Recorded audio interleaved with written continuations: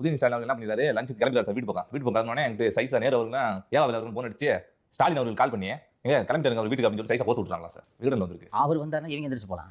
அவர் இல்லாததுனால அந்த வலியையும் வேதனையும் பொறுத்துக்கிட்டு நகராம உட்கார வேண்டியதா இருக்கே. லைவ் ஓடிட்டு இருக்கு. எந்திரிக்கும் போது ஐயோ கேமரா அப்படின்னு அப்படியே உட்காருங்க. அவங்க வேதனை அவங்க தானே ஆனா அந்த பயம் வந்து இந்த தொண்டனா உணரக்கூடிய தலைவனுக்கு இல்ல பாத்தீங்களா? இதனால் தான் நான் சொன்னேன் உதயநிதி தலைவரானால் பாடியை எடுத்து விடலாம் என்று. இன்னைக்கு நீங்க தான் உங்கள் படையின் போருக்கு போயிட்டீங்க. போர் முனையில் இருக்கிறீர்கள். எதிரியின் கோட்டையை முற்றுகையிட்டு விட்டீர்கள். எதிரி எய்த அம்பினால் உங்கள் தலைவன் இறந்து விட்டார். அதற்கு அடுத்த கட்டத்தில் இருக்கக்கூடிய நீங்கள் இன்று படையை வழிநடத்த வேண்டும். இவருக்கு அனுப்புங்க படை இப்படி போய்க்கு போருக்கு தூக்கம் வருதுப்பா நீங்க பார்த்து சண்டை போடுங்க கிளம்பிடுவார். அதுதான் இப்போது நடந்து கொண்டிருக்கு. நல்ல பொழுதை எல்லாம் தூங்கி கெடுத்தவர்கள் நாட்டை கெடுத்ததுடன் தானும் கெட்டார் என்று பாடினார் பட்டுக்கோட்டை கல்யாண சுந்தரம்.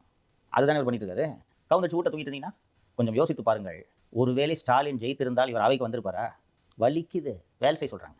நான் உதயநிதியை பற்றி தெரியாமல் இந்த குற்றச்சாட்டை சுமத்தவில்லை. ஒரு நாள் வேலை ஒரு வாரம் ஓய்வு என்பதை தெரிந்துதான் சொல்கிறேன். அப்படி பார்த்தா திரு விஜய் அவர்களுடைய பேக்ரவுண்ட் கூட செல்வ செழிப்பானவர் தான் சார். இவரு படம் நடிச்சிட்டு இருந்தாரு. அதுவும் வருஷத்துல 365 நாள்லாம் படம் இருக்காது. ஒரே ஒரு படம் தான் நடிப்பாங்க. சோ அப்படி இருக்கும்போது அவர் வர சட்டப்பேரவைக்கு மாலை வரை அமர்ந்திருக்கார். ஒரு முதலமைச்சராக அவருக்கு பல வேலைகள் இருக்கும். மாலை வரை அமர்ந்திருக்காருல்ல. அப்ப நீங்க அவருக்கு போது நீங்க இருக்கணும்ல. இவரு சார் சட்டப்பேரவையில உட்காராம ஓடி போறாரு. நாளைக்கு ஒருவேளை முதலமைச்சரா வந்தாருன்னா என்ன பண்ணுவாரு? ஒரு நாளும் அது நடக்காது. நாட்டை கெடுத்ததுடன் தானும் கெட்டான்னு சொன்னேன் நான். பட்டுக்கோட்டை பாடினது. நீ கெட்டு தான் போவ. கவுந்தச்சு தூங்குறீங்க. இப்ப பரவாயில்ல. ஆட்சியில் இருக்கும்போது என்ன தெரியுமா? வீடியோ சினிமா டைரக்டர் கூப்பிட்டு கதை கேட்குறது தெரியுமா? சினிமா விட்டு வந்தாச்சு. நைட்டு பூரா உட்காந்து அதுக்கு தான் குறிஞ்சியே. நைட்டு பூரா உட்காந்து கதை கேட்குறது. ரெட்ஜென்ட் இருக்கு. ப்ரொடியூஸ் பண்ணலாம். ஹீரோக்களும் ஹீரோயின்களோடும் அளவலாகலாம். அதில் தான் இவரது நாட்டம். இவருக்கு அரசியலில் இவர் திணிக்கப்பட்டார். இப்போ கூட விட்டா சினிமா ஜாலியாக இருப்பார். இன்னைக்கு வேற வழி இல்லை. அதனால தான் இவரை விரைவில் தலைவராக்குங்கள் என்கிறேன். பாடி எடுத்துலாம்.